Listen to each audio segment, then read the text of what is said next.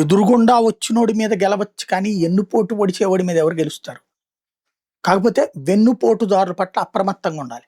Iran మీద America డేరుగా దాడి చేసింది.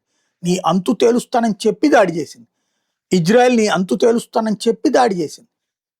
ఆపుకోలేకపోయింది, కాపాడుకోలేకపోయింది. ఇరాన్ దొంగచాటుగా దెబ్బతీలా, మిస్సైల్తో దాడి చేసింది, చెప్పి మరీ దాడి చేశారు. ఇప్పటికి కూడా లెబనాన్లో హెజ్బుల్లా మీద ఇజ్రాయెల్ చేస్తున్న దాంట్లో కూడా చెప్పి మరీ చేస్తున్నారు. కానీ ఇరాన్ కానీ ఈ మత తీవ్రవాద సంస్థలు కానీ ప్రత్యక్షంగా ఏం చెప్పు, దొంగచాటు దెబ్బలే తెస్తుంటాయి. అందుకని ఇప్పుడు స్లీపర్ సెల్స్ ఎప్పుడో శరణార్థుల పేరుతో వెళ్ళి చొరబాటుదారులుగా వెళ్ళి శరణార్థులుగా అయిపోయి అమెరికాలో తిష్ట వేసుకుని అక్కడ ఉద్యోగం చేసుకుంటూనో వ్యాపారం చేసుకుంటూనో బ్రతికేస్తూ అవసరమైనప్పుడు ఉన్మాద చేష్టలకి తెగబడి ప్రాణాలు తీయాలన్న మత పిచ్చగాళ్ళు ఉంటారు. వాళ్ళ గురించి ఇప్పుడు అలర్ట్ ప్రకటించారు. ఏమైనా విధ్వంసం జరగచ్చు అన్నటువంటి ఇంటెలిజెన్స్ సమాచారంతో ఏం జరుగుతుందో చూడాలి.